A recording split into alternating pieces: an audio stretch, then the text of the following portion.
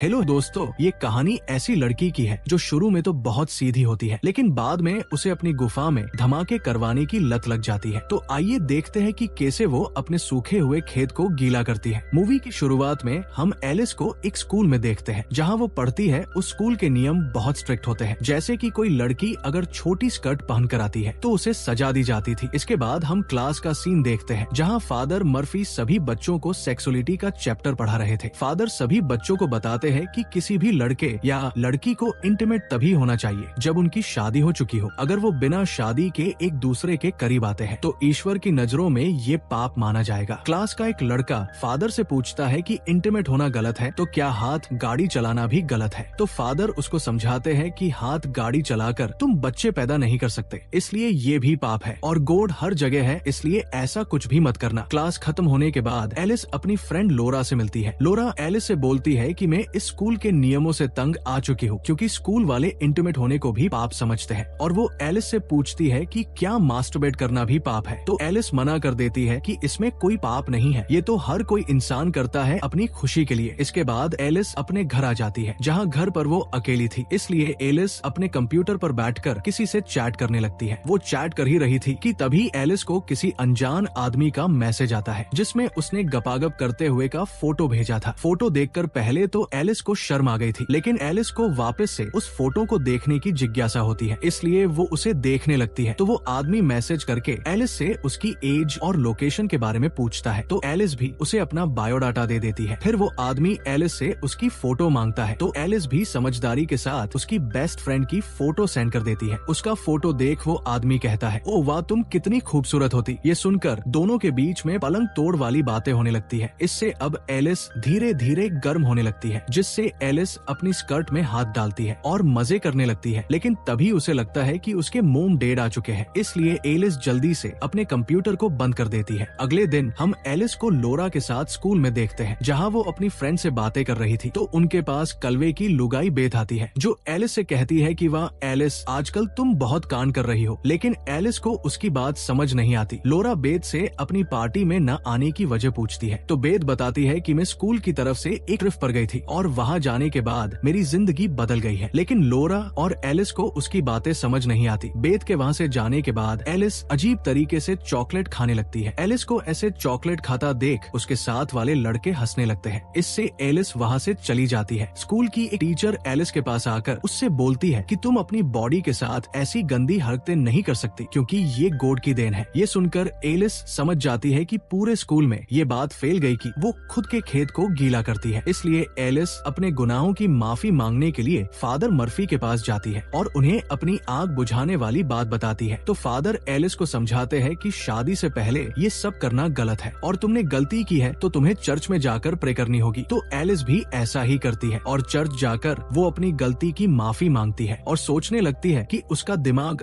फालतू कामों पर जाने लग गया है, इसलिए वो स्कूल ट्रिप पर जाकर अपने दिमाग को शांत करके गॉड के बारे में और जानेगी। एलिस ऐसा ही करती है, वो स्कूल ट्रिप पर जाती है। लोरा भी ट्रिप पर जा रही थी, लेकिन वो गॉड के बारे में जानने के लिए नहीं, बल्कि उसी के स्कूल के एक लड़के को पटाने के लिए। थोड़ी देर बाद वो सभी उसी जगह पहुंच जाते हैं जहां उनका कैंप था। कैंप से कुछ बच्चे बाहर आते हैं जो कि इनके ग्रुप के लीडर थे। उनमें से हम एक लड़के को देखते हैं जिसका नाम क्रिश था। क्रिश को देखते ही एलिस की गुफा में हलचल मचने लगती है। वेल तभी वहाँ की इंचार्ज नैना वहाँ आती है, जो सभी को अंदर लेकर जाती है। नैना एलिस से उसका फोन मांगती है, क्योंकि ट्रिप पर फोन अलाउड नहीं था, ताकि सभी बच्चों का ध्यान ट्रिप पर लग सके। पर एलिस नैना को अपना फोन नहीं देती और झूठ बोल देती है कि उसके पास फोन नहीं है, जिसके बाद सभी बच्चों को एक साथ हॉल में बिठाया जाता है, जहां फादर सभी बच्चों का अलग अलग ग्रुप बना देते हैं। एलिस क्रिश के ग्रुप में थी, इसलिए एलिस के मन में लड्डू फूटने लगते हैं। फिर फादर मर्फी सभी बच्चों से कहते हैं कि तुम यहाँ आए हो, ये ईश्वर ने पहले से प्लान कर रखा है और तुम 4 दिनों तक यहाँ रहकर अपनी जिंदगी के बारे में सीखोगे, जो कि ईश्वर चाहते हैं। जिसके बाद फादर सभी बच्चों को एक पेपर देते हैं जिस पर फीलिंग के बारे में लिखा था। फादर कहते हैं कि तुम सभी को इस पर टिक करके बताना है जो तुमने यहाँ आने से पहले महसूस किया हो। तो सभी बच्चे अपने अपने मूड को टिक कर देते हैं, लेकिन एलिस टर्न ऑन पर टिक कर देती है, क्योंकि कुछ दिनों पहले ही वो किसी के साथ इंटीमेट होना चाहती थी। लेकिन एलिस इस बात से घबरा जाती है कि इस बात का सबको पता चल गया तो उसका मजाक बनाया जाएगा, इसलिए वो उस टिक को हटाने की ट्राई करती है। पर इससे पहले ही उनके पेपर सबमिट करवा लिए जाते हैं, जिसके बाद नैना आकर कन्फेशन करती है कि मुझे लगता था कि मेरे मेरे मोम डैड मुझसे प्यार नहीं करते, लेकिन यहाँ आने से मेरी लाइफ इतनी चेंज हो गई कि मुझे अब लगने लगा कि मेरे मोम डैड मुझसे भी प्यार करते हैं। हाँ सही है, इसको तो ऐसा लगेगा ही, और वो क्यों आपको आगे पता चलेगा। अगले सीन में हम रात को एलिस को देखते हैं जो अपने नोकिया 1208 में सांप वाला गेम खेल रही थी। आउट होने पर फोन जब वाइब्रेट हो रहा था तो एलिस को आइडिया आता है और वो फोन को अपनी टांगों के बीच में रख लेती है, जिससे उसको बहुत अच्छा फील हो रहा था। अगले दिन सभी बच्चे जंगल में घूमने के लिए जाते हैं, जहाँ एलिस जानबूझकर खुद को चोट पहुंचा लेती है ताकि उनका ग्रुप का लीडर जो कि क्रिश था वो उसके पास आ जाए, और होता भी ऐसा ही है। चोट लगने की वजह से एलिस चल नहीं पाती तो क्रिश एलिस को अपनी गोद में उठाकर उसे उसके केबिन में छोड़ देता है। तभी एलिस के पास नैना आकर एलिस से उसकी चोट के बारे में पूछती है और कहती है कि जल्दी से बाहर चलो ताकि हम ग्रुप फोटो ले सके। लेकिन तभी एलिस का फोन वाइब्रेट होता है, जिससे नैना को उसके फोन के बारे में पता चल गया था। नैना एलिस से कहती है कि मैंने तुमसे पहले ही दिन फोन मांगा था, लेकिन तुमने मुझसे झूठ बोला। इसके बारे में मुझे फादर से बात करनी पड़ेगी। जिसके बाद सभी ग्रुप फोटो लेते हैं। फोटो लेने के बाद फादर मर्फी एलिस को डांटने लगते हैं कि तुमने एक बार फिर से हमारे यहाँ के नियम को तोड़ा है, इसलिए तुम्हें सजा के तौर पर पूरे केबिन की सफाई करनी पड़ेगी। जिसके बाद एलिस भी सफाई करने के काम में लग जाती है। सफाई करते हुए एलिस की नजर फादर मर्फी के रूम के अंदर रखे कंप्यूटर पर जाती है और वो खुद पर कंट्रोल नहीं कर पाती, इसलिए एलिस जल्दी से फादर के कंप्यूटर पर जाकर वापस से एक लड़के से चैट स्टार्ट कर देती है। एलिस उस लड़के से इंटीमेट होने के बारे में पूछती है, लेकिन एलिस को ऐसा लगता है जैसे कोई आ रहा है, इसलिए वो जल्दी से कंप्यूटर को बंद करके वहाँ से निकल जाती है। लेकिन वो कंप्यूटर को शट डाउन करना भूल गई थी। अगले दिन सभी बच्चे बेटे होते हैं क्योंकि इन्हें यहाँ अब 3 दिन गुजर चुके थे। तभी वहाँ फादर आकर सभी बच्चों से पूछते हैं कि जिस किसी ने भी मेरे कंप्यूटर से चैट की है वो खुद आकर मुझे बता देगा तो अच्छा रहेगा। लेकिन कोई भी बच्चा इस बात को एक्सेप्ट नहीं करता, तो फादर मर्फी एक एक करके सभी बच्चों का इंटरव्यू लेने लगते हैं ताकि उन्हें पता चल सके कि उनके कंप्यूटर का इस्तेमाल किसने किया है। एलिस जब इंटरव्यू देने आती है तो फादर मर्फी उससे बोलते हैं कि पूरे स्कूल में तुम फेमस हो क्योंकि स्कूल में चारों तरफ तुम्हारी ही चर्चाएं हैं। तो एलिस बोलती है कि मैं एक सीधी लड़की हूँ और जो भी बातें आपने मेरे बारे में सुनी है वो सब अफवाह है। इसके बाद एलिस किचन में सफाई का काम कर रही होती है। तभी वहाँ उसकी क्लास का लड़का आकर कचरा नीचे गिरा देता है, जिससे एलिस उसके ऊपर गुस्सा होकर बोलती है कि तुम्हारी वजह से मैं पूरे स्कूल में फेमस हो रखी हूँ। तो वो लड़का भी बोल देता है कि तुम भी कुछ कम नहीं हो, तुम्हारी वजह से ही मेरा ब्रेकअप हुआ है। तभी फादर वहाँ आकर उस लड़के को वहाँ से लेकर चले जाते हैं। एलिस अपनी सफाई कर ही रही होती है। तभी एलिस की नजर खिड़की से बाहर जाती है जहाँ नैना और स्कूल का एक लड़का रोमांस कर रहे होते हैं। ये देख एलिस भी एक्टिव हो जाती है और झाड़ू की हेल्प से खुद को खुश करने लगती है। सब हो जाने के बाद एलिस लोरा के पास जाकर नैना के कांड उसे बताती है, लेकिन लोरा को एलिस की बातों पर यकीन नहीं होता और वो एलिस से बोलती है कि तुम्हारे दिमाग में हर टाइम रोमांस चलता रहता है, इसलिए तुम्हें हर कोई तुम्हारे जैसा ही लगता है और तुम बहुत गंदी लड़की हो, इसलिए आज के बाद तुम मुझसे कभी बात मत करना। इससे एलिस को बहुत बुरा लगता है। अगले दिन एलिस जब सफाई कर रही होती है तो उसे उसी लड़के का ब्रेसलेट मिलता है जिसने उसकी अफवाहें स्कूल में उड़ाई थी। उस ब्रेसलेट को लेकर एलिस फादर के कंप्यूटर के पास रख देती है। तभी उसे किसी के आने की आहट सुनाई देती है, जिसे सुनकर एलिस छुप गई थी। तो फादर मर्फी वहाँ आकर अपने कंप्यूटर में कुछ वीडियो चलाकर हाथ गाड़ी चलाने लगते हैं, जिसे देखकर एलिस चौंक जाती है और बाहर आकर सोचने लगती है कि ये खुद तो मजे कर रहा है और दुनिया को ज्ञान बांट रहा है। बाहर एलिस को क्रिश मिलता है, जिसे देखकर एलिस की आग बढ़ चुकी थी। वो क्रिश को किस कर लेती है और क्रिश भी आराम से किस करता है, लेकिन क्रिश को एहसास होता है कि वो गलती कर रहे हैं, इसलिए क्रिश वहाँ से भाग जाता है। रात को सभी ग्रुप बनाकर एंजॉय कर रहे होते हैं, लेकिन एलिस का तो सुबह की घटना को सोच कर ही दिमाग खराब हो रहा था, इसलिए वो सभी को छोड़कर वहाँ से भागकर सीधे एक बार में आ जाती है जहाँ एलिस को जीना नाम की एक लेडी मिलती है जो एलिस को परेशान देखकर उससे बात करने लगती है। तो एलिस अपनी परेशानी उसे बताती है कि लोग जैसे अंदर से होते हैं वो बाहर से वैसे दिखते नहीं है। मैं जिस स्कूल में पढ़ती हूँ वहाँ में छोटी छोटी गलती की भी सजा दी जाती है। तो जीना उसे बताती है कि मैं भी छोटी थी तब कैथोलिक स्कूल में पढ़ी हूँ, इसलिए मुझे पता है कि तुम्हें कैसा फील हो रहा होगा। थोड़ी देर बातें करने के बाद जीना एलिस को उसके कैंप के बाहर छोड़ देती है और एलिस से कहती है कि जल्दी से तुम्हें अपने स्कूल को चेंज कर देना चाहिए ताकि तुम अपने मन की कर सको। अगली सुबह जब सभी बेटे होते हैं तो फादर मर्फी आकर उस लड़के को अपने साथ लेकर जाते हैं जिसने एलिस की अफवाह फैला रखी थी। उधर लोरा भी एलिस के पास आकर उससे सभी बातों की माफी मांगने लगती है और कहती है कि मैं शर्मिंदा हूँ कि मैंने तुम्हें इतनी अश्लील समझा। वो सारे कांड तो उस लड़के ने किए थे। जिसके बाद सभी का लास्ट दिन था, इसलिए सभी अपनी अपनी बातें कहते हैं। वो लड़का आकर अपने किए हुए कांड के बारे में सभी के सामने सॉरी मांगता है। जब एलिस की बारी आती है तो वो हिम्मत करके सबके सामने बोलती है कि यहाँ हर कोई अपनी सच्चाई छुपाकर बेटा हुआ है, क्योंकि सबके चेहरों पर एक नकली फेस है जो वो दिखाना नहीं चाहता। जिसके बाद एलिस अपने घर आ जाती है और अपने नए स्कूल के बारे में देखती है। अगले दिन जब एलिस नए स्कूल जाती है तो उसकी मुलाकात वहाँ क्रिश से होती है, जो एलिस से उस दिन हुए कांड के बारे में माफी मांगता है और दोनों अच्छे फ्रेंड्स बन जाते हैं। इसके बाद एलिस कॉन्फेशन करने के लिए फादर के पास जाती है और बताती है कि जब मैं टूर पर गई थी तब मैंने वहाँ एक आदमी को वीडियो देखते हुए हाथ गाड़ी चलाते हुए देखा था। अब आपको पता है वो मर्फी ही था, लेकिन फादर मर्फी इस बात को मानने से इनकार कर देते हैं और एलिस को बोलते हैं कि किसी को ऐसी हरकतें करते हुए देखना भी पाप है, इसलिए तुम चर्च जाकर गॉड से प्रे करना।